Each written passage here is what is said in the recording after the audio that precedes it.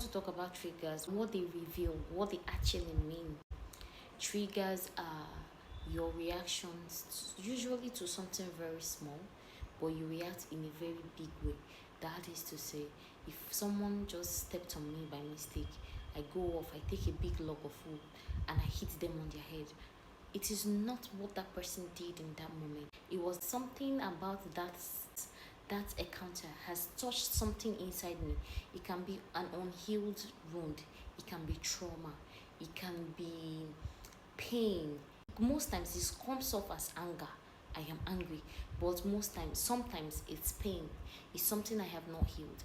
It's something I have not faced. It's something I have not come to terms with. I was in situations where I told somebody, you do things that trigger me. And what did they do? They continued doing that thing because however I felt, they had absolutely no respect for my boundaries. Triggers are most times your boundaries that have been violated. Now, there's nothing like big trigger.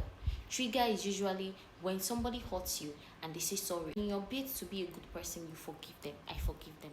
So I want to be seen as a nice and supportive person. So I forgive this person.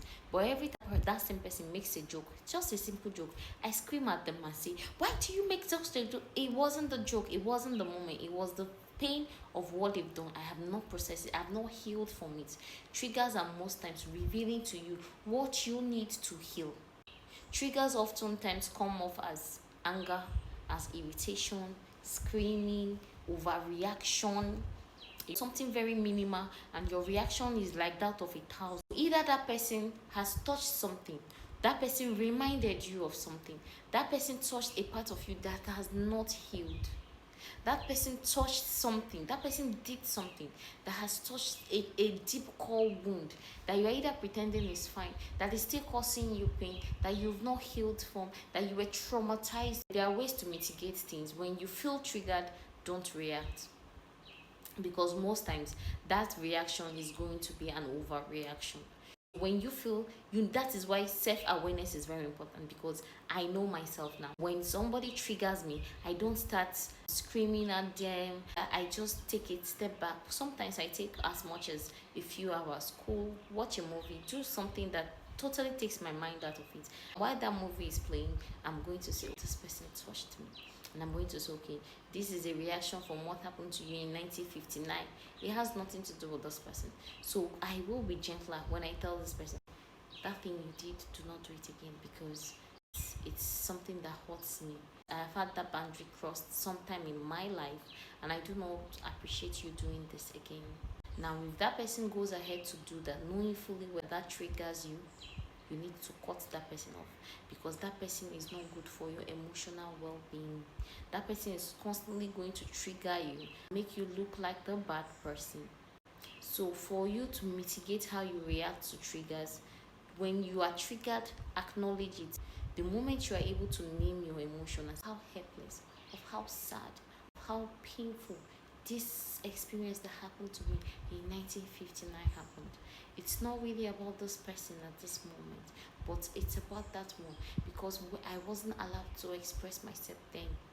So the moment I know that it is not on the person of this present, I am able to mitigate. Now, a person of the present can still hurt you. Maybe they reminds you, they diminish you. You are always on edge. So everything they say is a trigger. Everything they say you feel like is an attack. The only thing I can tell you is that try and have honest conversations with those people, because I am a believer of dialogue. I do not think that for two reasonable and normal human beings that communication cannot solve 70 to 80% of our problems, right? So try and communicate with this person and say, oh, this particular thing you're doing, it's a trigger for me. It makes me feel threatened. It makes me feel unsafe.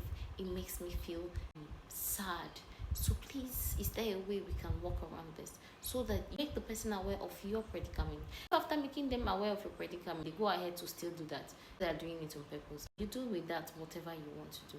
The first thing you do when you feel triggered is to calm down. Realize that it is not about the moment of that trigger, but of issues that we are underlining.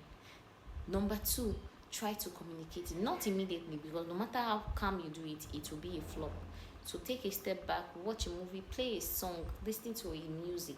Before that music is over, you have calmed down, and you can address the current one and say, This I do not like it. And then communicate your feelings.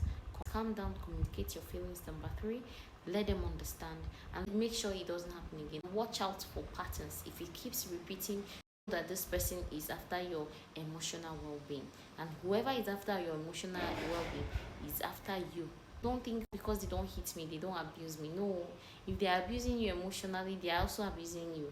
They know that emotional abuse is not as straightforward as a physical abuse. If somebody is constantly triggering you, that person is emotionally abusing you. So you know. Now I'm not saying pack out. I'm saying watch for patterns. Notice if it is a one-off thing. Notice if it's a regular thing, and then try to put a stop to it. And then master your emotions. Try to sort that issue within. If you need counseling, if you need to seek guidance, if you need support, have a support group where you can share these things and say these things. Have people tell you their perspective on this. I hope this helps you in my next video.